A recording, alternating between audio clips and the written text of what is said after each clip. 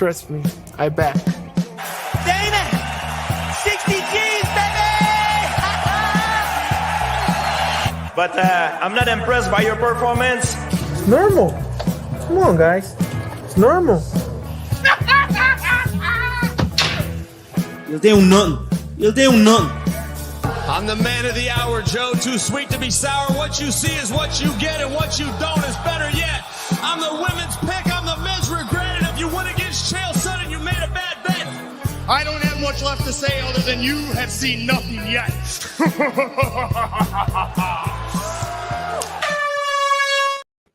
What's happening, Fight Week Show fans, Fight Week Show people? We are back with another episode, and as you can see, my name ain't all work, Andy. I'm just hijacking the show today. Our brother in arms feeling a bit under the weather, so I'm taking over. That's it. We're taking over, boys. He ain't coming back. So let's get into it. Tonight I am joined, as always, by a brother in South Africa. Yao, how you doing, my man? Salute, kick him in the head. I'm doing fantastic tonight. Thanks, McDane. How are you doing? How are you doing, everyone? Blamby, shout out. Shout out, Anthony. Shout out, South Dogs. Yes, let's go. Let's go. So, as you just said there, we're also joined by a couple of brothers from over the pond. We have also got S-Dogs MMA. How are we doing, Sterling, my man? Always good to be back with the boys. I'm trying out this new headset, so if I don't sound good, give me a thumbs down. But good to be here with the boys. Just to let you know, bro, the headset doesn't affect your audio quality, but you sounded all right. No, but I connected it to the mic, so I wanted to hear it through there. Oh, sweet. I don't even need to do that. That's pretty cool. And another brother from over the pond. Jax, how we doing, my man? How's your day been?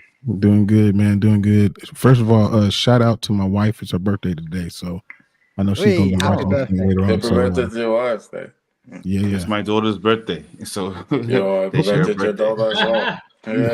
Happy birthday too, man. Birthdays all round. And again, last but not least, the number one EFC middleweight contender. Big smile on his face. I love it. Blamby, Shadrach, what's happening, bro? Good to have you on the show again. No, I'm good with that. I'm good. I can't complain. Right. Like I said earlier, it's just a bit of delay, but we'll see what will happen. Let's go. It's pretty late for you guys. You know what I mean? 9 o'clock for us, 10 o'clock for you, but we'll get through this and we'll rock and roll, mate.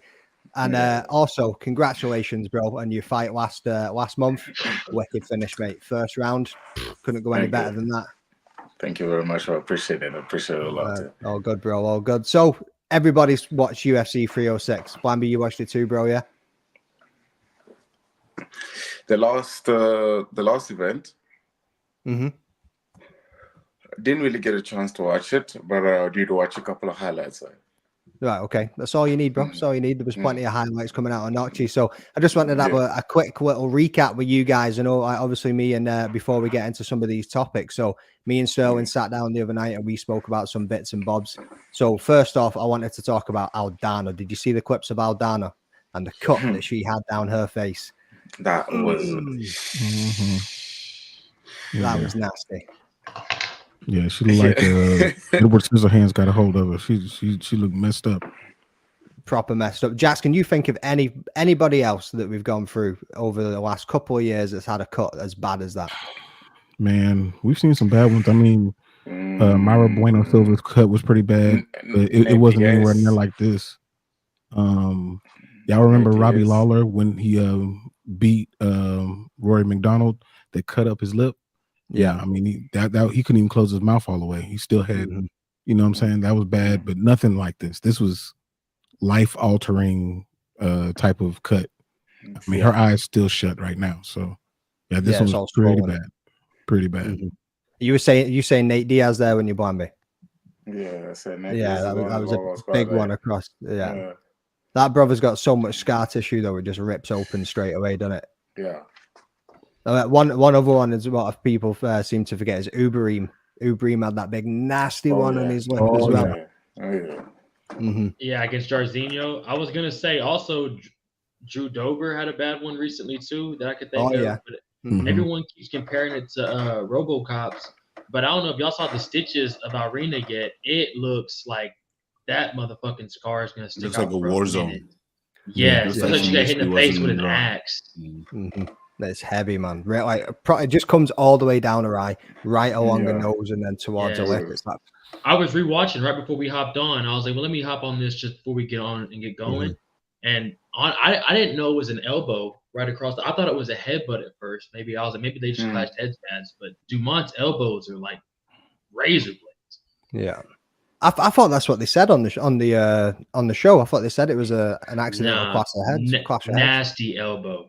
Yeah. I mean, the clash of heads did bust it. Like, don't get me wrong, it started it, but I think it was the neck because that happened in the second round. Beginning of the third round, Dumont throws an elbow square in the middle of her forehead, bro, and it just wow.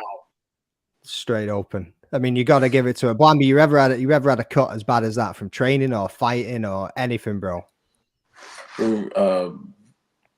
Not really as bad as that, but I've picked up. I've picked up one right up in the corner of the eye, and it was mainly kind of looking away during the fight to actually listening to the instructions. So I actually looked away into the corner, and then I got one, and then I got a good cut there. So I think that's pretty much the most there. I've never really had a voice or the bad cut. Right, okay. Like was that lesson number one? Don't look away. Yeah,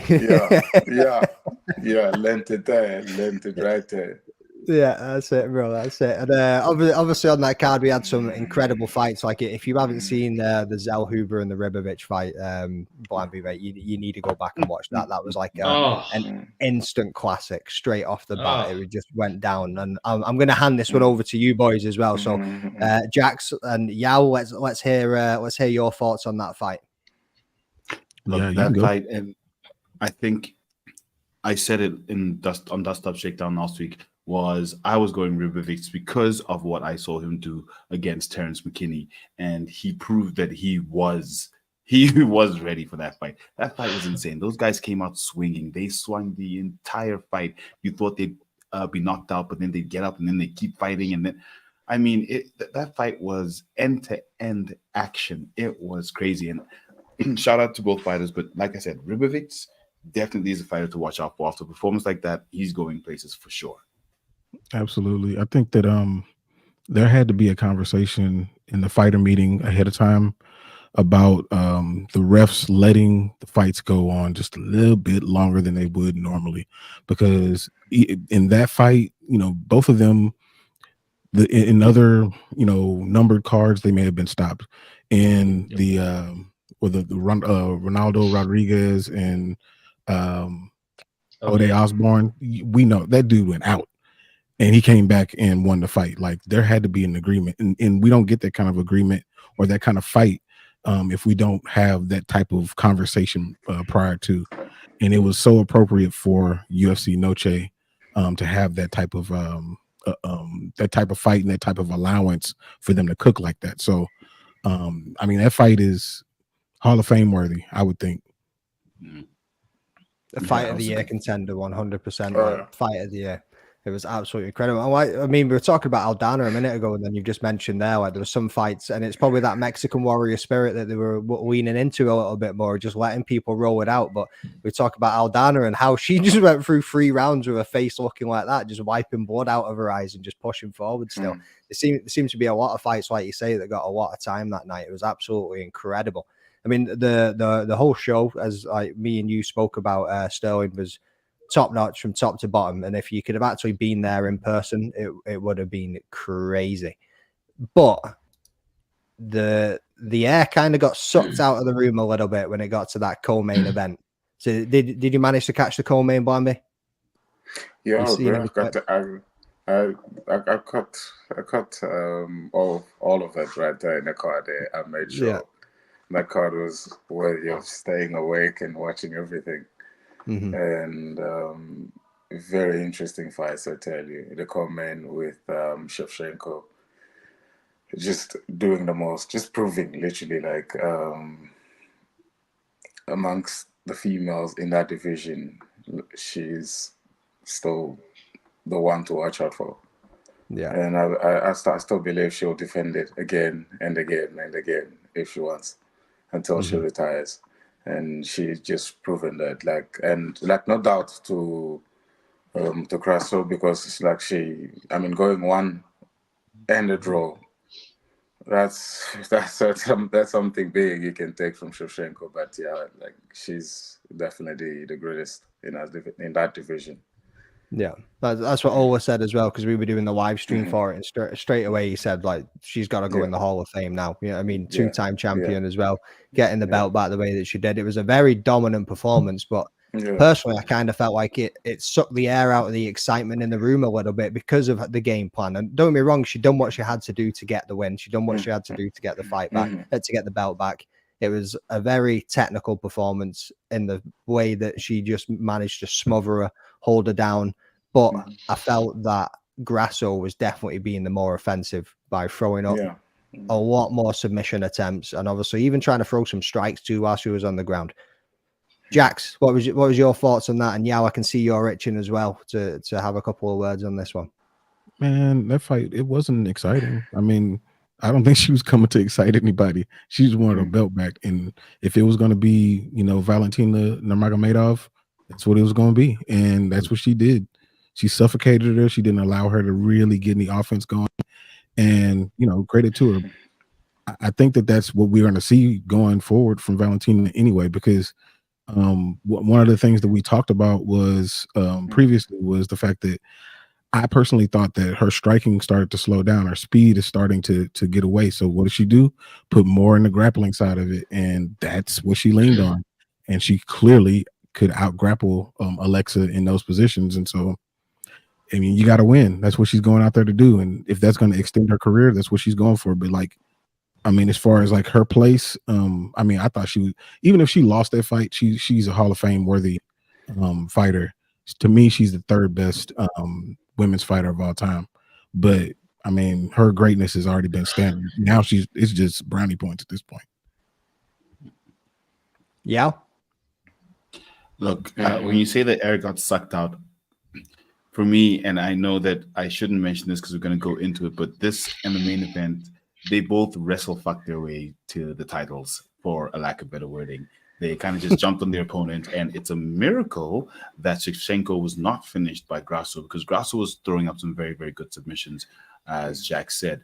And, in maybe a different universe or maybe an alternate timeline, she would have actually cinched in one of those and actually gotten the title back, because we saw how she squeezed the blood out of Shevchenko's head in the first fight when she won. So honestly, it was by pure luck. I wouldn't say pure luck. Let me rephrase myself completely, because yes, Shevchenko is a female GOAT, but she did somewhat get lucky in the fact that Grasso did not manage to finish. And like you said, Midday, she was the one who was more offensive on the ground in terms of throwing up submissions. But nonetheless, can't take that away from her. It was a dominant performance. It was a performance that said, I am the champion, whether it's standing and banging, whether I'm slower, whether I'm faster, it doesn't matter. I'm going to get my title back, and I'm going to show you that I am the champion. So big ups to her. I have no problems with those types of performances. That's a fighter who understands their level, understands what they need to do to win a fight. So whether it was boring or not, okay. But, I still think that there was an outside chance that Grasso could have put in one of those submissions, but she didn't, and Shevchenko is the champion very deservedly. Agreed, 100% agreed. And Sterling, obviously, we never got to this one, mate, when we jumped on your channel and recorded it. So let me get your thoughts real quick on this fight as well. Basically, the boys already kind of said most of it, but you can't blame her for doing the strategy she did. Because the first two times she stood up and basically tried to make it an MMA fight with her. The first time Alexa got her, I think maybe she surprised her, honestly. And then when she threw that spinning back kick and Alexa put that rear naked choke in, there's nothing you can do. That would have got most men. The second fight, she tried to make it interesting, bro. And then, like she said, maybe it was swayed a little bit in Alexa's favor. So she got that close decision. So if it had been the same type of fight, Alexa Grasso is still our champion. So you can't blame her for it. It did take a lot of the air out the room, though. I'm not gonna lie to you, especially after seeing Diego versus Brian. Then we get the war before that. Everyone's hype, vibes are high. Here comes the co-main. The movies are getting insane, and then we basically just watched a jiu-jitsu fight. Yeah, so it wasn't really that nothing much you could say there, boys. Respect to her. I don't blame her for what she did. You got to get that back at the end of the day. But yeah, boys, shout out Valentina. Although, quick one, maybe it's not. Maybe it wasn't her game plan. Maybe Grasso was just that effective on the feet, and she said, "Listen, I'm not going to beat her on the feet." Yeah, could be it. Because our boxing is crisp, bro. Yeah, it is. Yeah. But a jiu-jitsu slick too. Like we say, she's throwing more submission threats than anything from her back. Yeah, I mean, like one moment she had her in a reverse triangle and also going for a Kimura. Like at the same time, I was like, "Come on!" You know what I mean, and then she, like you say, she also had her in the gilly, and she rolled over and had the mount in the gilly for a minute too. I was just like, "What is going on here? Like, how is she not tapping?" All credit to her jiu-jitsu coach / number 3 featherweight in the world, Diego Lopez. Diego Lopez, yeah, man. Yeah. Did you guys see the clip of him? Like, so he literally ran out of his fight, jumped into the medicals, got all sorted, and then washed the face with the water and that, got changed into his trachea, and then ran back out and jumped into a corner. Like, mate, that was incredible. That's what he's a one hell of a guy. Like, and obviously, Yao, you mentioned a second ago. Obviously, we were going to get into this, but that main event too. So is that how most people expected it to go? I expected the machine to put on the pace and keep wrestling and keep putting the pressure on him. That was how I expected Merab to perform. Sean O'Malley was miles behind what I thought he was going to come out and do. Yeah, let's go around the room. Sean wasn't ready for the fight. He was ready to fight, but not for that fight. And if you remember when I said that all the stuff Merab was showing with the stitches and all that stuff, it made O'Malley think, okay, let me be the sniper. Let me work on getting that eye rather than making sure I can stop this guy from taking me down and holding me down. And I think the distraction worked exactly. It gave him the target, but the target, unfortunately, you can't hit a target if you're trying to stand up. And that's exactly what happened in that fight. Merab took him to the ground. Merab, I wouldn't say ragdolled him, but he was dominant the entire fight. He barely stepped outside of dominance. We saw him kissing Sean O'Malley on the back in the 4th round and getting hit after the bell. I mean, all the things that he did showing that he was not only composed, but also in control of the entire fight. I mean, sure, he wrestle-fucked himself to the title, but it was an entertaining version of it where everything he was doing was tactical. It was literally to slow down his opponent, tire his opponent, because especially at that weight class, you don't necessarily get get knockouts very easily. Yes, Sean O'Malley has a ton of knockouts, but it's not very common that you get knockouts. So that's the best way to win a fight. And he did what he needed to do. And honestly, I was impressed by the performance, to be honest. But like you said, O'Malley, he didn't show up. Yeah. Who wants to go next? I would say, I mean, if Merab was going to win, if you closed your eyes before this fight happened and somebody told you, okay, Merab is going to win, how does he win? That was it. Yeah. We just saw it. It's not really, it's not a surprise. I knew he was going to do goofy stuff there, which check, he did that. I knew he was going to this cardio, check. And I knew he was going to wrestle and attempt at least 16 times to take him down. Check. And if you do that and Sean doesn't have enough offense going, and if he is truly hurt, I don't know. Who knows? They may be, giving him a kind of a trap door on that. But, I mean, that's what Merab does. That's what he's done to so many people. And that's what he's going to continue to do as long as people allow him to do it. So I'm not surprised at all. I mean, when you put him as the main event, don't be surprised if that's what happens. Question: does that mean that he got lucky against Aljo? Because Aljo and Merab, same. Yeah. Well, that's when you now look at Umar and he's kind of gone, I don't want to fight that brother. You know what I mean? So that could speak into it. Could be. I mean, I don't think he got lucky. I think that was planned, and he actually tried to do that very same pull counter that he got Aljo with, and he connected on some shots, but it just wasn't enough to hurt Merab. But I mean, if you saw Merab afterwards, he was bleeding from it's kind of the same area that Aljo got connected on. So it's not like it didn't work completely, but it didn't work enough. That's clear. Yeah. And also, I bet Marab's chin's better than Aljo's chin. You know what I'm saying? If I had to bet whose chin's better, I bet Marab's chin's better than Aljo's, bro. I'd say Aljo's probably cutting more weight. He's a bigger build. So it's Yeah. like, you know what I mean? He's a bigger boy, and he's also moved Marab's up a weight class too. So yeah, and he's just a small, compact dude, like the machine, as he's called. You know what I mean? So, Yao, you also mentioned a second ago about punching him after the bell. There was still 4 seconds on that. See, when he stood up and he walked away, I looked at the timer straight away, and I was like, why is he just walking away and turning his back? Then Sean jumped up and cracked him. I was like, what is going on Hey, here? Sean popped up fast too, bro. I don't know if I could get up in 3 seconds still hit a dude that's walking away that quick. Yep. You know what I'm saying? I mean, what do you think, man? Did you do that in 3 seconds? On the back, yeah, I bet you pop up.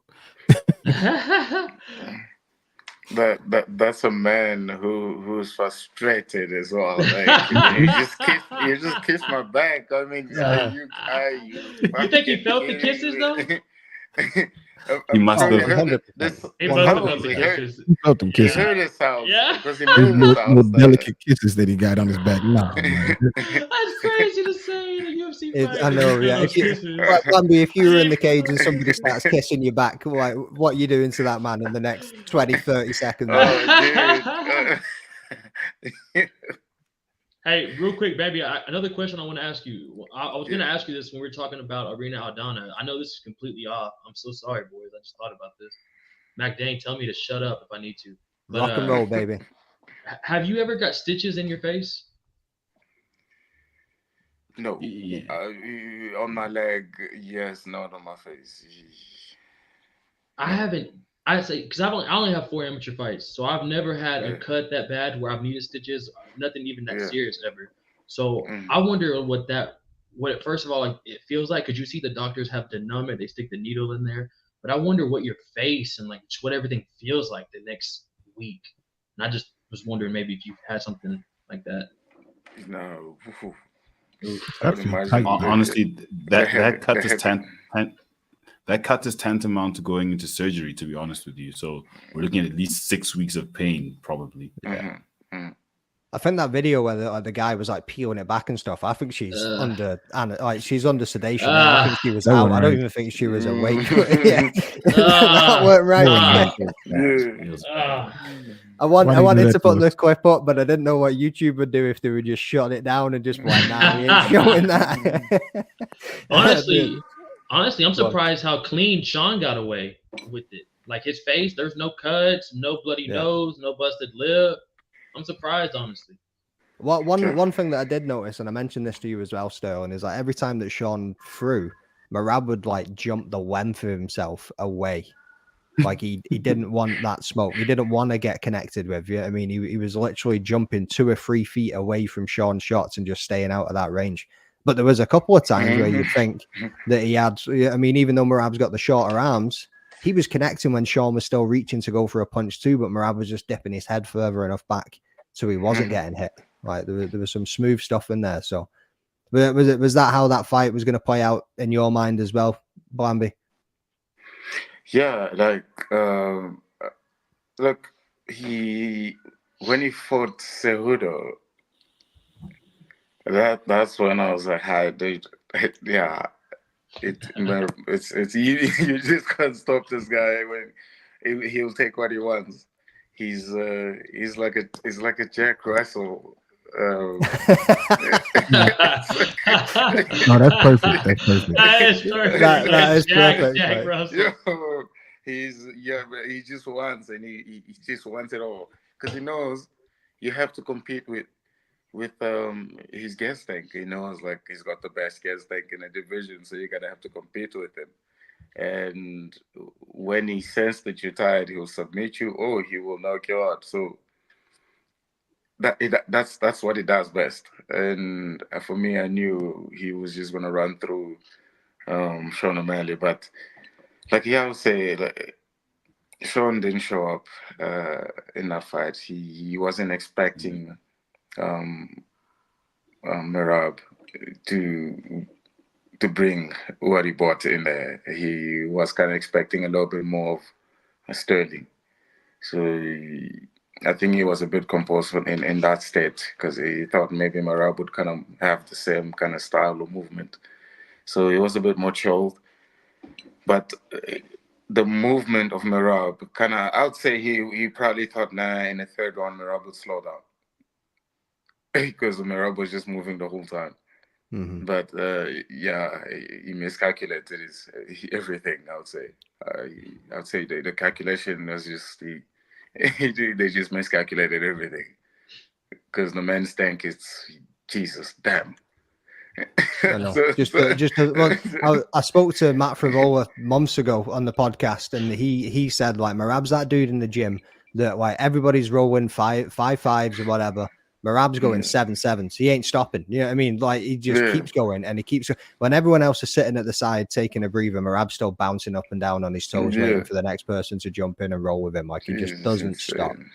And they have like a Saturday that they were saying in the gym. It's just like, it's like a hell week combined into one day. And they all just literally go there and just roll and spar and roll, and they just go for hours and just don't stop. Like, absolutely insane. But I think that's a perfect segue from what you were saying there about Sean looking a bit out of sorts. Didn't seem like he turned up for the fight, and he was a bit flat for the little slide that I've made. So as I said in the chat, you boys might have seen it. Bambi, you wouldn't have seen it. Leroy's been made redundant. I've had to do this entire production myself this week. The man's busy, so I've had to step in and do a couple of little bits. But just before I do that, I realized we have been talking now for 26 minutes and we've not even ran through the chat yet. So I just want to give a shout out to everybody that's tuning in so far. We've got 54 people that are jumping up and dropping in the comments when I say what's happening. Crystal Miller, Paradox, the Chad, what's happening, brother? Torrin Brown, how you doing? Obviously, the Fight Week show always tuned in and he's watching too. And then I was just scrolling down and we got Rick Allen. What he's saying, bro, Mike Chandler's wife put him back to work, and that's what happened, even though she Let's have a look at this. What's he saying? Even though she is a doctor, the single income family isn't practical in the year of 2024. He's coming in. Hey, Moicano just said that on the Money Pod as well. He was saying that there needs to be two people at work these days. You can't be having one parent at home anymore. It just doesn't work. Hector Rico, what's happening, bro? And who else have we got? Anyone else jumping in? These boys are going off in the chat here. Mate, Anakin MMA. I'm sorry, guys. I've been completely missing this. And then we got Raj Paul. What's happening, bro? And Ignacio and Ribovic are underrated, mate. That was one hell of a fight. And big up to yourself, brother. Thanks for jumping in. So anyway, as we were saying, let's jump into this slide here. We've got a couple more things to talk about from this main event. Post UFC 306 in his loss to Merab Dvalishvili, Sean O'Malley spoke out about his performance and the fight on his YouTube channel, making absolutely no excuses. Great fight week. Best weight cut. Felt good. No excuses. People, my mom too, she's like, what? Why? You just weren't the same. Like, what was wrong? I'm like, nothing. I just got beat. There was nothing. Everyone keeps asking me that, like, well, something seemed off, something seemed different, flat foot. It's like there was zero excuses, nothing. Had a good fight camp, had a good weight cut. Definitely were a little lighter than you usually were. Weight wise, I was a little bit lighter. I felt like I got out strength. Like I knew what to do in certain positions. I just felt like I wasn't. He was just stronger. I just felt out strength. I didn't feel like too out skilled, out speed. I felt cardio was good. Yeah, and two of the judges had you. After this, he went on to talk about having a break from fighting, saying that he probably won't fight for maybe a year, and how it is going to feel good to take a legit break to heal up. I mean, like, I probably won't fight till for 9 months, 10 months, maybe a year. Like, it's gonna be a while. People are gonna have to watch the UFC without the Sugar Show for a little bit, but then maybe they'll realize, like, fuck, we had it. It was fun. It's gonna feel good to take a legit break to get fully healthy, full on break without something like, oh, this is next. I don't have anything, nothing scheduled. I don't want to even. It's like no one's next. I gotta get healthy, and that's it. Take my time and come back. He then later disclosed to Aiden Ross that he needed labrum surgery and how long he would need to recover. The game needs you, bro. Like, come on, bro. I need you. I'm getting surgery. I have surgery on October 3rd. Really? I tore my labrum what 10 weeks ago. What? It's a little. You have a labrum in both your shoulders and your hips. Yeah. I tore my left labrum in my hip, so I got surgery. That's the only reason I'm gonna be out for so long. The surgery should only take like 2 months to come back from. Then it'll take a couple months recovery. So a year's long. A year's a long time. Could be 6 to 8 months. But I mean, I'm just kind of going with the flow. You never know. Boom. So, as he was saying there, he's got no excuses going into that one. He just didn't turn up. I like how he done the impression of his mum as well. What was going on? What was happening? Yeah, I thought that was pretty funny. But he came out. LOLO, Breezy. What's happening, brother? Cheers for joining. So obviously he came out, said no excuses, and then he also made a little post that the Sugar Sean Athletic Commission overturns it because he won 2 out of 5 rounds or something. I don't know what that was all about, but he was pretty humble in that moment there, and he was quite straightforward about, yeah, I've got no excuses, but then to later come out with the labrum injury. So what's everyone's thoughts on what he's been saying there? Like, what's your thoughts on the no excuses, Jack? So let's come to you. I mean, I like what he said on his podcast.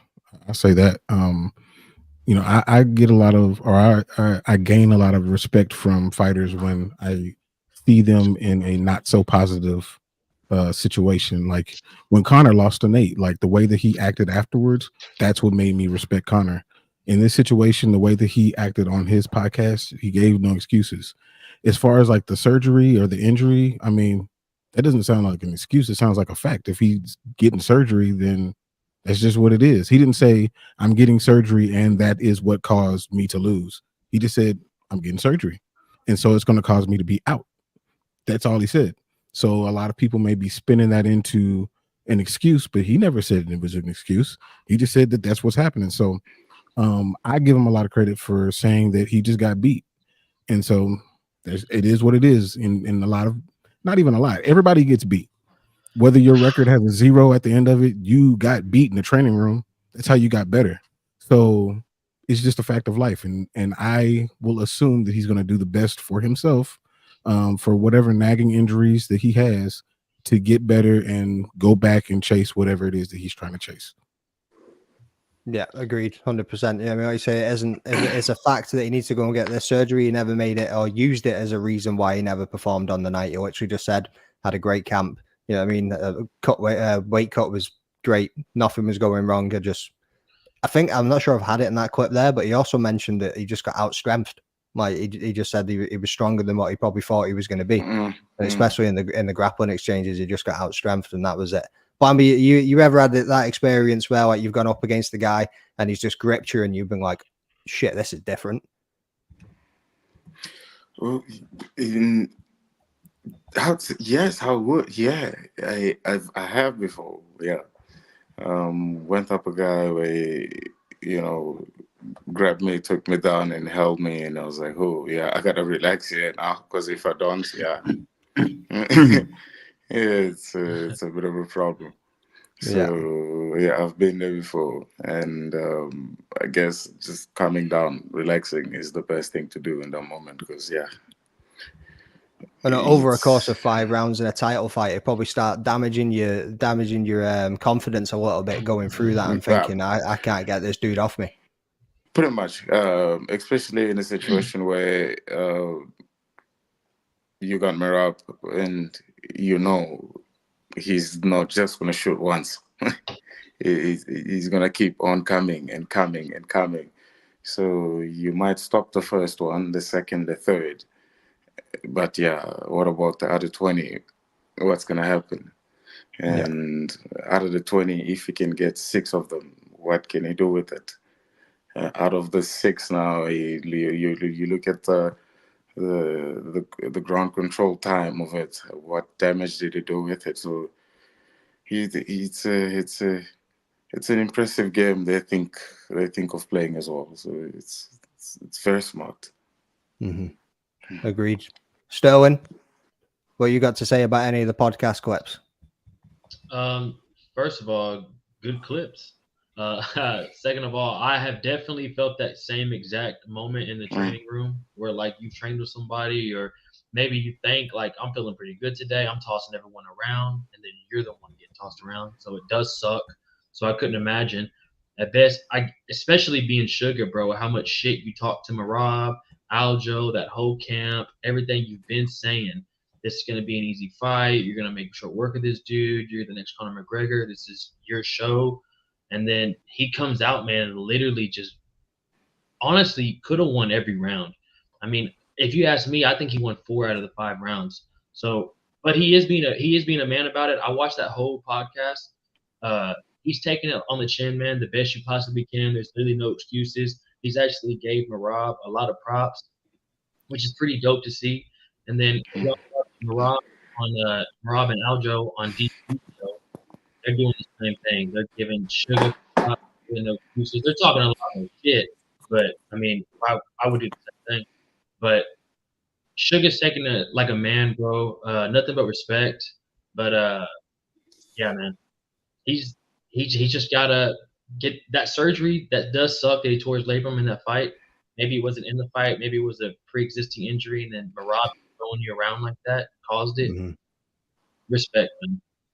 Yeah, that's it, man. So obviously, he's there talking about now he needs some time off for the recovery.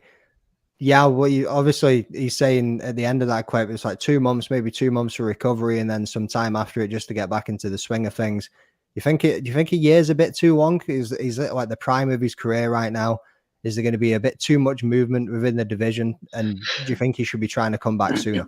$3.2 million. $3.2 million. That's how much he got for this fight. If I was him, I'd take a year off and enjoy that money too. So, I mean, screw it. I'm taking 2 years. Yeah, and he's 29. Yeah. So, I mean, for me, if I think, yeah, Bambi, go for it. Yeah, if I could say something, like you said, I think Sean, he's still kind of climbing, so he's hitting his prime. He's not in his prime yet, so it's kind of getting to his prime. In this stuff, and I think he knows it and he feels it, so that's why it's like I'm gonna give myself time off to enjoy myself and just make sure that, because the brain is very important, that the brain gets to recover as well. And for an athlete to say what he needs, he knows what his brain needs. So like he can push his body as much as he can, but the brain tells him, like, this is very important. And if you make sure that you give it what it needs, the peace, you coming back, especially the fact that, like, he's still 29. He's still got 6, 7, 8 years in his career. So you don't know. This man probably might be doing a wrestling. Might be joining a wrestling class there in the secret that we don't know, and he come back, man shoots on him, sprawls, will pull guards, crazy stuff happens. That's not be surprised. So. He was already practicing his sprawls right after the fight in the backstage room as well. You've seen that clip. So yeah. Plus, how do y'all think? I mean, do y'all think Marab's gonna be the champ in the next 9 months? I mean, he might not even fight Marab in the next 9 months, bro, for the title. Ooh, yeah. Look, it's a good fight. It's a good fight. That I like the fight between him and Umar. That's a really good fight. Yeah, but look, there is what's his name?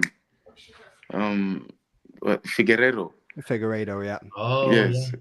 He's undefeated in that division, and he's got good hands. He can wrestle a little bit. He's got really good jiu-jitsu, so he's not to be counted out in that division. So I feel like in that division they're just going to change champions. They're just going to move through the belt. I don't know, you have man. more to say? Oh, go Figgy seems so small. He still feels small to me. He's too small. I think Marab destroys him easily. Yeah. Figgy's a great fighter, but I think that size difference, the power. I mean, if Sugar Sean is saying that Marab felt stronger than him, how's Figgy gonna feel? So I agree with the skills of Figgy, but I just don't see him challenging Merab for the title at all. Like it's a different kind of strength that they've got, though, isn't it? Yeah, I mean, like Sean's got the same as Conor McGregor's, the explosive one bang. You know what I mean? Like he's got the fast, crisp strength, where Merab's got that short, stocky core strength. Where if he gets a hold of you, he's not gonna. It's a completely different style of strength. But I get what you're saying. Like, I mean, for me, he earned my respect when he dropped him. When he dropped Chito, because Chito's bigger than him, and for you to drop a guy bigger than you got to pack a really good power. And if you look at in weight wise, but without them cutting weight alone, Chito will definitely be bigger than Figueiredo. And in science, boxing wise, Chito will definitely drop Figueiredo if he hits him. And for now, that to happen the other way around, where O'Malley couldn't even do it with a knee. That was a very good knee, and he couldn't do that. And this man comes here, he lands a really good right and drops this guy on his knees. That's also like something that gave a bit of a warning to me. That's something you gotta look at. At the end of the day as well.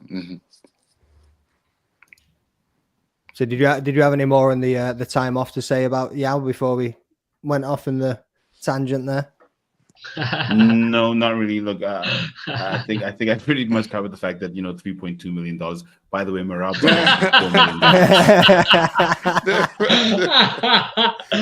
million. Hey, I swear, give me $3 million. I might not ever fight again. Give me $3 million. I'll be dead. You know what I mean? Like, yeah. What's this? Breaking Tommy Fury just called out Jake Paul for an MMA fight. Okay. What did the panel make of this? Yeah, not interested. Nothing. Did you also see Tyson Fury throwing kicks? You seen him kicking the bag recently, bro. You seen that guy's build? He's like, what's his name? Gru off Despicable Me. He's all top heavy and skinny legs, bro. Like he's unbelievable. How that dude packs the power that he does is unbelievable. Hey, but do y'all think Sugar's gonna fight Corey next? That would be interesting, but is Corey willing to wait a year? Who's he going to step in for against you? I mean, like before. I think so. I mean, because he got did up by Umar. So, I mean, does he really want to fight a guy like Cheeto again or Biggie or something like that? Or just wait for Sean for a year? Yeah. Sanhagen's game as anybody, man. You know what I mean? Yeah, he is a gangster. Sanhagen is a gangster. But there's some matchups to be made there for sure. I don't think that Corey would want to wait that long. He's a little bit older than them or than Sean, so he doesn't have that kind of time to be wasting. And he's also, coming off of a situation where he could have put himself right in the title mix, and he came up short. So I think that he really wants to get something back. And I think that the reason that he went on social media calling out Sean is because obviously his wrestling has stepped up quite a bit. So he saw that hole and he was like, well, let me exploit it before he gets better. So that's a good point. Corey does have great wrestling, and he's he's a martial artist. Yeah. So, Jake Paul, Tommy Fury. Any comments on that one for Ola? He's going to be sitting waiting on it. Man, none. Dude, I want to see Jake Paul fight somebody that is a professional boxer that has a similar record that's fought some decent people. Like, I don't want to see him fighting old men on a Sunday afternoon. I don't want to see none of that. I want to see him fight somebody that's legit. Let's see if you are who you really say you are. Don't fight people who don't have that kind of experience and try to capitalize on things. I understand the marketing. I understand the business. I get it. I respect his skills, and I respect it so much that I want to see him fight a legit boxer. So Paulo Costa. Jake Paul, Paulo Costa. Book it. Bucket, that'd be insane. I mean, he did just get called out. He did just get called out by Ryan Garcia, didn't he? Garcia said he wants to stop this Jake Paul hype train nonsense and just like actually get in there and fight him too. So I'd probably watch that fight just to watch him get his ass beat. But at the same time, it's probably too big for Ryan Garcia too, even though that boy's fast as shit. You know what I mean? I loved what Canelo said about him. It's like, hey, once he started to fight real boxers, then you guys can talk to me about him. It's like, okay, nice. So there's hope we lost Plan B, but there's your answer, Ola. Nobody gives a shit. Oh wait, I do, because it was Jake Paul versus Tommy Fury in MMA, not in boxing, in MMA. So I would love to see Jake Paul in his first MMA outing against someone who, sure, also isn't experienced in MMA, and then let's see where that goes. So Ola, I'm with you, bro. Ha! But he's not even on. He's not even on the show, and you still got to be brown nosing, don't you? You know what I mean? Like he's making sure his spot's still. He's making sure his spot's still here next week. Meanwhile, I took over hosting, and I'm just like, yeah, whatever. You know what I mean? Get out of my face, Invite bro. for Get vote. out of my face. Yeah, that's it. That's it. So another matchup that could be an interesting one, and perfect segue for this. And I've got another little clip on this. So I've seen people before in the chat were talking about Diego Lopez and Brian Ortega and how that fight went down. Unbelievable. Obviously, Sterling, we spoke about it. That 1-2 straight away down the pipe at the beginning of the fight. How Brian Ortega walked through that and carried on. How he never got dropped and fell on his ass and was out cold. Personally, I think Diego Lopez woke his ass up, but that second shot when that right hook came in, I think he woke him up. But man, like let's jump into this clip and look at a potential matchup that we can have in the featherweight division. After watching UFC 306, Volkanovski gave his instant reactions posting a video to his YouTube channel, and a standout mention was to Diego Lopez, where he stated that he would be willing to fight him for an interim title if there couldn't be a quick turnaround for the winner of the Ilia Topuria versus Max Holloway fight set to take place on UFC 308 on the 26th of October in Abu Dhabi. I think Lopez, massive win, both top dudes, so I like them both, so whoever was going to win I was going to be happy for. So Lopez right up there now. I'm guessing he'll be ranked number 3. Obviously my next fight's for the title. Depending what happens, is there injuries in the Max and Ilia fight? You know, who knows what's going to happen. Could there be an interim with someone like Lopez? You never know. So we'll see what happens. But, you know, I want to fight soon. Obviously my next fight is a title. But if they can't do that soon enough and, you know, say if Max wins, is he going to go lightweight, do the BMF? Is there going to be an interim fight? I don't know, haven't had them proper discussions, so I'll get back to the UFC and have a proper chat to them. All I know is that my next fight's for the title, so let's find out exactly what's happening there. This would be a fantastic matchup if it took place, but Volkanovski seems pretty certain that he's next in line. And with that being said, in the post-fight presser, Dana White was questioned about Lopez wanting to go to Abu Dhabi as the backup fighter, and he had this to say. Every Diego Lopez fight, he goes and talks to you. What did he have this time? Usually he's really nice. Tonight he wasn't nice at all. He was screaming at me, "Give me my title shot! I get the title shot now!" Yeah, he was very angry tonight. It wasn't the usual happy-go-lucky, smiling Diego Lopez. He was fucking screaming at me. Seems like you want to go to Abu Dhabi as a backup fighter. Is that a possibility, or? We'd do anything with that guy. Even though he was screaming at me tonight, I really like him. So, yeah, he could be. Boom. Now that would be a fight and a half. I'm interested in that one. If they want to make it for an interim, I'm down for it. What's everybody else's thoughts? Yow. So, obviously, I think Volkanovski understands who he is and his legacy. And he's looking for an exciting fight. He knows that he's over the 35 age group where, you know, it's difficult to win a title. We've seen the record of over 35 champions, and he was one of the statistics. So I think he's looking to capitalize and give Diego Lopez a chance at rising, or solidify and say, listen, I know what you guys saw, but remember, at that point in time, if you look at my fights against Makhachev, the second one I was drinking every day, the first one I almost won, and if you look at how I lost to Topuria, okay, I had a bad day in the office, but I'm actually still one of the best fighters ever. So I think this is him saying, okay, so you think this number 3 upstart who is a prospect, an amazing fighter is coming up. If I can't fight Ilia, let me take him out and then go and get my title back. So I think he's in the right mind frame of, you know, the type of champion. He's not sulking about the fact that he lost his belt. He's looking at it realistically in terms of the table and his path back to the title. And where it comes to Lopez, yeah, I'd see that fight. I think Volkanovski takes it. I think Lopez is a dog, but the experience might just edge. And I know we said that about Ortega and how his grappling skills would come out and just edge, but it didn't. So will that really happen in Volkanovski versus Lopez? I don't know, but I would go with Volkanovski just by a slim margin due to the experience. But I like that fight. I like that fight. Really interested in it. Sterling, what's your thoughts on that matchup, bro? I was about to say it might have looked like I was on my phone over here now listening to you, brother. But you had me thinking about something. Listen to this, all right? So Diego Lopez's last 5 opponents. Y'all tell me if he deserves a title fight after this. Ready? Gavin Tucker, Pat Sabatini, Yusuf, Dan Ige, Brian Ortega. I think he deserves it on the last 3. On the last 3, he deserves it? Yeah. No. You joking? Yusuf Islam? No. Yusuf Islam, what am I about? Big up Cat Stevens in the house. So Yusuf respect. Yusuf's a what am I about? Sadiq Yusuf. Jesus Christ, where the hell did that come from? You know what I mean? The first cut is the deepest. No. Shit. Bro, he's got some banging tunes. I'll give him that.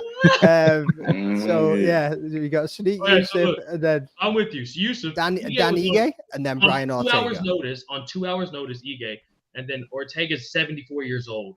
So I don't think he doesn't get that, bro. I get Ortega's a lion and all. I get all that shit. It's cool. It's whatever. I've seen all the pictures, but he's 97 years old. He just went old. He just got older. So he's almost 100 years old. This so is I like don't. Naz's wife. I can't take that. So listen, he has to fight Volkanovski for the title. If you look at Volkanovski's first fights in the UFC, Chad Mendes, fucking dogs, dudes are murderers. He has to fight at least one more guy. If not Volkanovski, maybe Josh Emmett, somebody like that. I don't know. But he has to fight one more time, and it might as well be Volkanovski. But he's number 3. He's number 3. Okay, I get that. But also, since when does the rankings matter, brother? There. Thank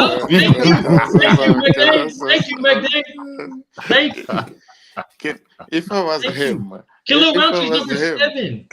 Like, if Come on, if I Blondie, was what you him, saying, bro? To be honest, if I was Diego Lopez and I saw that video of Volkanovski calling him, I will take that. I'll tell Dana, make that interim title shot now. I will take it. The name is big. It's the belt on the line. I'll take it. That's like, I'll take it. Even if I'm not ready. You have nothing. I'll get ready. Yeah. See, I hope he does take it. I really hope he takes it. Jax. And so I'll look at it from 2 ways. So as if I were Diego Lopez, I'm knocking Volkanovski out. You saw what I just did to Ortega. I'm not who just got knocked out twice. I'm knocking him out too. I mean, that's honestly, it might be easy work for him, to be honest. And then undisputed. Yeah. You deserve it no matter what after that. Yeah. But on the flip side, as me, I am against these interim titles just being thrown out. I mean, like, Topuria fought in February. That's true. He ain't hurt. We got a fight book. Why do we have an interim title? That would make no sense. So no, for me, to answer the question before you can move on, for me, in this state, it will make sense. Why? Because they just want to unify between the two of them who will fight next for the title. That would kind of make sense for me because Volk says is next. Now he's number 3. He believes is next. So why don't you put the two of them together and then the winner get to fight? I'm for the fight. Yeah, you can make the fight, but it ain't got to be for no belt. If I'm Lopez, I don't mind fighting him. That's a big, like you said, it's a big name. It's another, check mark, on your CV, and that guarantees that you're gonna fight whomever wins, Max or Ilya. No problem from Lopez's part. For Volk, he's gonna say, "Well, let me think of all the things that I did for y'all." I was fat and chubby, and I came and fought Islam and got knocked out. Then I backdoored that by defending my title when I wasn't really quite ready. You're not gonna give me a title fight, and especially if Max wins, you're not gonna give me a title fight against a dude that I beat 3 times. So Volkanovski is one that's gonna be able to throw a wrench in this whole thing, depending on who wins. Yeah, I mean, I can agree with what you're saying there of all the things that he's done for them, but one, he was sitting drinking every day, and he took that fight anyway. If he was that level of the fighter, and you're the title, you know what I mean, you're the champion, and you're moving up a weight class, and you're going up a guy that's already beat you, that you had a very, very close first fight with. Was it the smartest decision to go for that fight? And then to go up against Ilia Topuria, 12 weeks after? You'd think, yeah, sound 12-week camp is good. But coming off a knockout that he came off with that head kick, again, that was a bad decision by him. And is it the UFC brass pushing it, or was that just bad decision after bad decision? 100% understand where you're coming from, but I don't think you can solely say, look what I did for you, where that was also his choice. You know what I mean? He was sitting with a mental game, tripping a little bit. That's true. That's true. All those are good points. I think that he's still going to try to hold that over their head and use a little bit of leverage that he has, because no fighter really has leverage in the UFC. The little bit of leverage that he has to try to play that game, whether he wins or not. Breezy jumped in saying that Dan Ige is a solid fighter. Sadiq also is, and Ortega has been at the top for a while. And to say that a current lineup that he has doesn't deserve it is wild. And that he'd like to see him fight Arnold Allen. That would be a banger of a fight too. Yeah. So this is my question to you, McDane. How do you feel about him having leapfrogged the Almighty? The shirt that you're wearing right now. How do you feel about Lopez? repping the Almighty, son. I mean, I wouldn't say leapfrog. Do you know what I mean? Like Arnold Allen fought Sadiq as well and won, and then obviously I would have loved to see an Arnold go up against Ortega too. Arnold went up against Max Holloway. Unfortunately, didn't get it done, but made it one hell of a competitive fight. Like, made it through all the 5 rounds. Made it look pretty damn good compared to how Max handles some other people as well, to be honest with you. Then you now look at him going. You got Giga, which is a fair matchup for obviously coming off. And then he also had Evloev too, which with those knees, he could have won if those knees didn't get stopped. That's what I'm saying. Like, and that's probably based completely. But at the same time, like, I don't see it as a leapfrog. I think they've both been on the path in the way that they're going. They're both working back toward. Well, one's working towards his first title shot, and the other one's working back towards getting into that top contender spot too. So, like, it all comes down to who would Arnold go up against next. I wouldn't have minded to see Arnold go in against Volk. Because if he could beat Volk, then again, no question about it, he's going to be next. I think he only needs one more fight too. Featherweight's in a good spot right now for some contender matchups that can be made. Yeah, there's some good fights. There's some good fight. Anybody else's thoughts on that matchup there as well? Arnold Allen. That kid scares me when I look at him in that division. I'm like, yeah, he can throw hands. Yeah, and I agree with what you say. Like, that division is it's a quite basic division, and I would like to say that as well, like Volk against Allen. Yeah, it's something very interesting as well. Why? Because obviously they will both present a bit of the same style in a way, and they want to stay in the middle, and both of them want to kind of just throw nice, good heads. And height-wise, they know he's not too tall, so it's gonna be who's gonna shoot first. Yeah, that's a fight.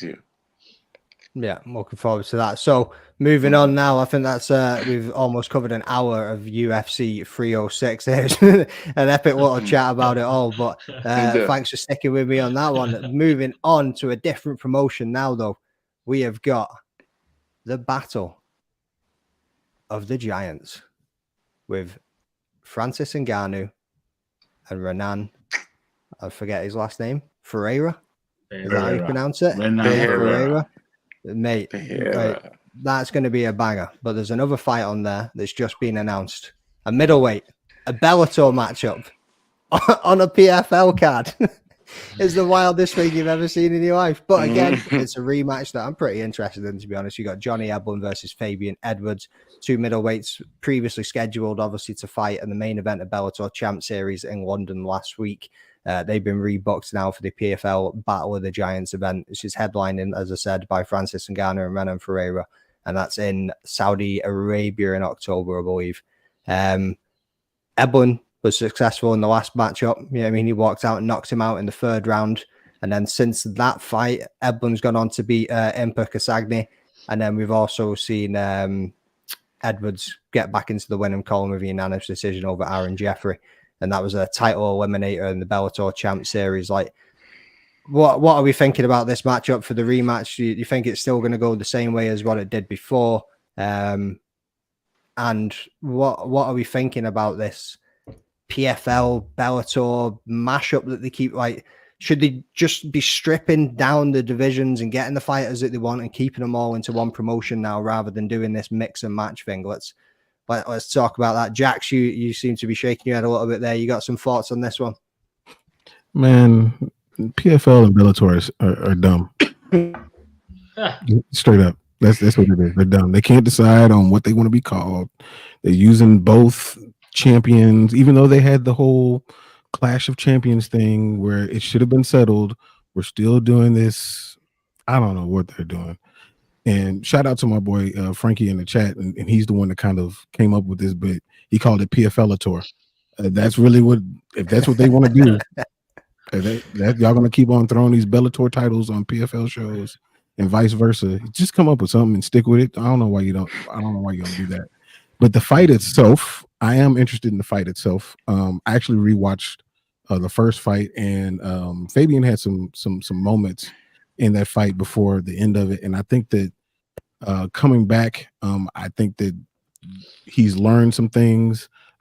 His team has learned some things, and what I saw was him when they exchanged, he backed up straight every time. He just backed up straight, and all Eblen did was just continue his blitz, and that ended the fight. Just continuing the blitz that he had, and I think that his team is smart enough to know, let's not do that same thing.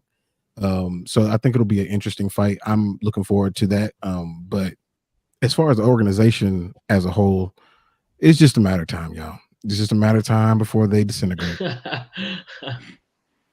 Well, they've got PFL Europe, obviously PFL. They've got now PFL Africa too. You know what I mean? The branching out, and they're trying to do some things, but do you feel like they're trying to spread themselves out too much? Yeah. Yeah, they do. I mean, I feel like their organization, even though they've kind of, merged, or one was bought out by the other PFL buying out Bellator, they haven't come to grips that they are all one organization. When the UFC took over the WEC or took over Pride, their roster or whatnot, they didn't say, okay, well, here's our Pride champion, here's our WEC champions. They made a big deal at the beginning, and then it was done. And we never went back to that well again. We are the UFC, and that's who we are. They need to do a similar thing, but they're not. And I don't understand why. It's very confusing. Even if you go to their website, like, nothing makes sense. Nothing makes sense.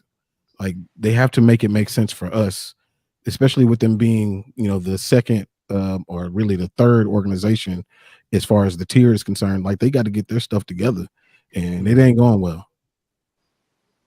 Anybody else? Sterling, Yao, Blamby, you got any thoughts on it all? Bro, I'm right there with you, bro. Exact same thing. I honestly can't believe they're still around as much longer as they are, just because all the stars they have are former UFC fighters. They have very few homegrown stars. They just got to get it together, man. Just get with one promotion, stay with that promotion, get rid of this tournament bullshit, and just kind of build your roster. You know what I'm saying? Although for me, the thing is, you can go. They've invested a lot of money, time, etc., in this tournament style, specifically PFL. We've seen other promotions taking up the tournament style. For example, AKO out in Nigeria, which is Kamaru Usman's promotion. So from the tournament style standpoint, they are the only ones doing it. Maybe they can get it right. I don't know. But also with the Bellator side, I agree that they should drop the brand. I think that they can work together. They can have PFL and Bellator. Why? Because they're completely different formats. So you can still have a Bellator fight at a PFL, because PFL is tournament style and Bellator is your normal, we fight because that guy and him, yeah, let's fight. It's cool. So I think they can coexist. But because of what the Bellator brand was and where it came from, you might rather have it being called the PFL something rather than maintaining the Bellator name. Because when we hear the Bellator name, we have a certain mindset about it. So I think they can still keep sort of the both formats, but the naming is just, it's not working. It's just, like you said, it's confusing. You go to the website, what am I really looking at? Who's the champion of what? We should have finalized it after that Clash of the Champions. But I mean, now everyone's still running around with their titles and the different promotions. So I hope they can make it work. I think it can work as both. And I think the tournament style does have some value depending on how you do it. But yeah, let's hope that they can get it together soon. Blamey? No, like for me, like I do agree with you as well. But for me, I was like, I just want to see what they're planning, because they might be onto something that we don't know. So let's see what's the plan is. And at first, when PFL started, and then I saw this whole thing, the point formats and stuff, I was like, man, that's bullshit. Like y'all said, fighting is about, hey, yes, I want to fight. Yeah, put the contract here. Let's sign it. Let's get in there. Yeah, throw hands, bang, bang, fight together. It's not about, yeah, okay, jab, 5 points. Oh, shit. Nah, choke him. Nah, we got 10 points. Nah. Karate Point Championship. Bro. Yeah. So it's interesting to see. So I'm like, okay, let's see what's their plan is. And at the end of the day, we can only judge them after like a year or two after they've applied what they say they wanted to do. Then we can be like, oh, see where it goes. And one more specifically for you, mate, is obviously PFL Africa has just been set up. I know you're with the EFC. You're next in line for a title shot against Luke Michaels. You guys had some beef. We're going to get onto that in a minute. I enjoyed the little press conference. We're going to get into that in a second. But if the opportunity rose, would you? Well, one, would you be in attendance? Would you go along to a PFL Africa event? And two, would you consider joining the promotion if the offer or the opportunity ever became available? Look. For me, in the EFC, the belt is also one of the things that I want. Collection is definitely part of it all, and I want to collect before I can leave. So at this stage, I feel like I'm gonna ask for at least a fight or two in the EFC before I can leave, because I really want to get that belt before I can leave. Getting that belt, then I can decide, okay, now, do I want to go or do I want to stay? Obviously, the money talks. Definitely, money definitely talks, because the PFL will come out and be like, yeah, we'll offer you this and that and that. It's difficult to say no, but at the moment, I'm still building a name. I'm still chasing what would bring the money, and that will definitely be glory. So there's definitely something to start chasing there. Yeah, go for the glory before the pennies start rolling in. But obviously, a minute ago you said not really into the tournament, but when you see 500 grand at the end of the tournament line, you're like, yeah, I could walk through a few of those guys. You put 500 grand in front of me, like.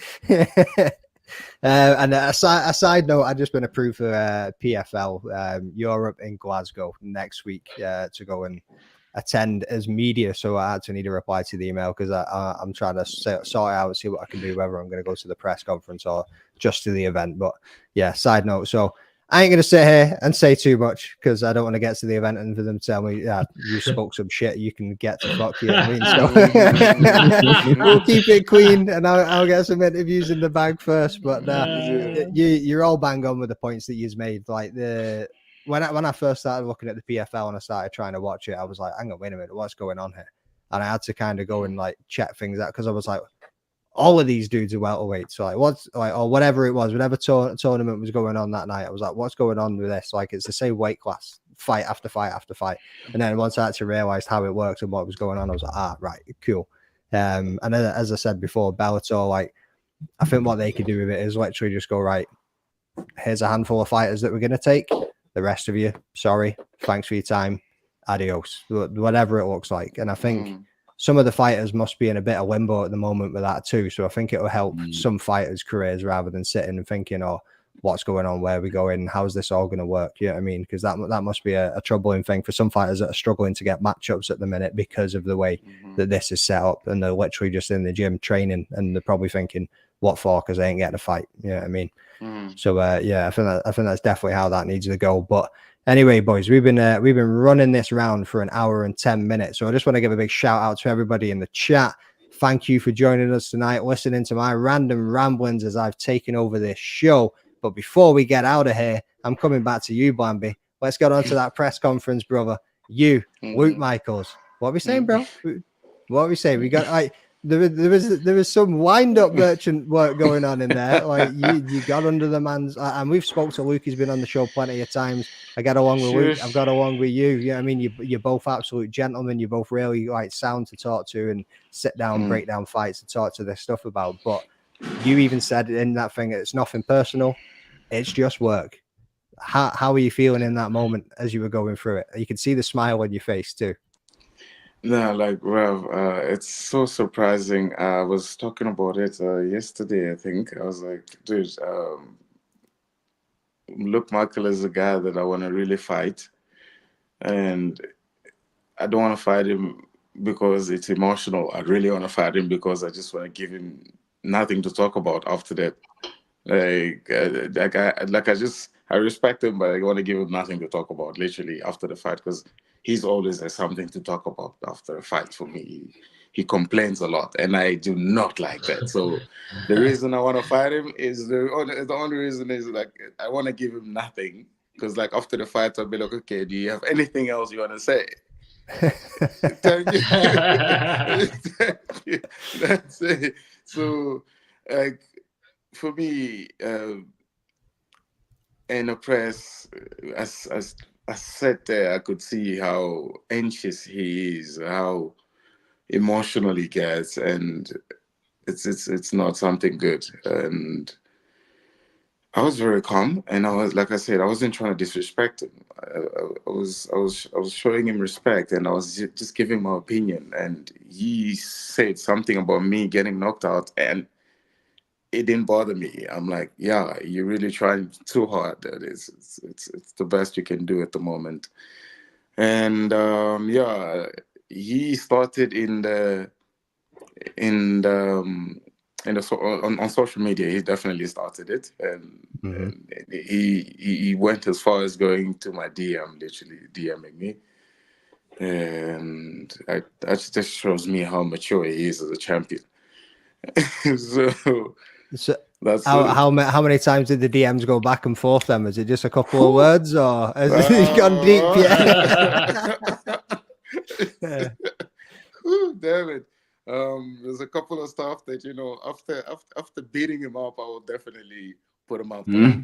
So for people to see, I'll definitely put him out there, because like he made me laugh really hard, because like I say, he showed me how mature he is as a champion, and that's all I needed to see.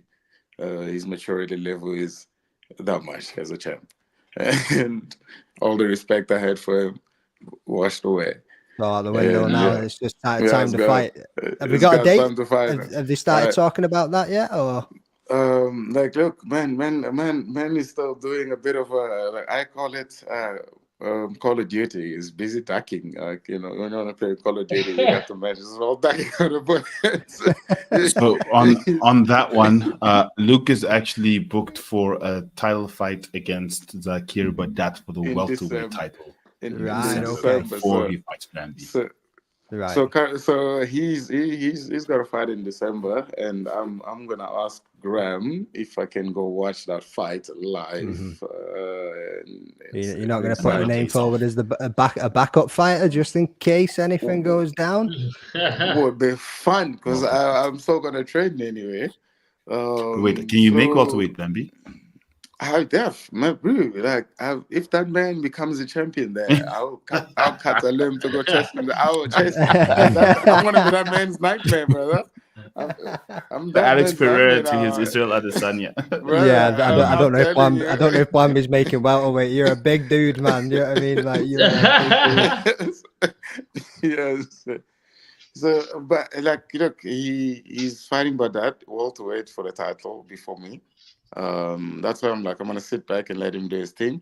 They're offering maybe March with him, and they said if I want to fight now, they're gonna have to see who they can offer me now for maybe an interim title to just keep me waiting until March next year. So we're still talking about that. We're still talking about either that or give Luke a hard time. But I'm like, no, let Luke have a good time because I don't want Luke to cry. But I'm just saying, just let me cook. You're just gonna stay in those DMs for the next few months and just start picking him with some zingers, bro, and just wait until that fight comes round. I'm still alive, brother. I'm still I see the game plan. Sick. Right.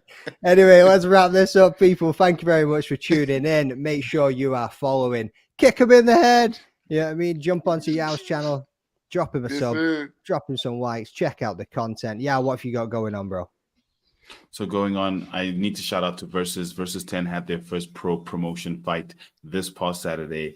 Honestly, it was what I would say is a precursor, a taste of what UFC Africa could be. There was at least 5,000 people strong in the arena watching people who are 0-0 in the middle of random Pretoria. So imagine if you bring Drickus and the UFC here to defend his UFC middleweight title.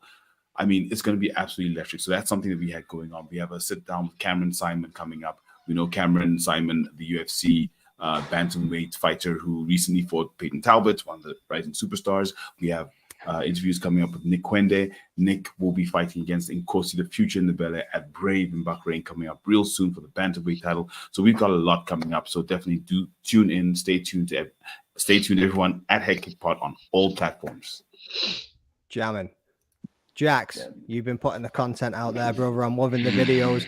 There was a little bit of you in those clips that I made today. I took a little bit of what you've been making them. I like how he does these, man, and I banged it into those little clips that I done today. So let me know what you've got coming, and make sure you're dropping your socials there for people to follow.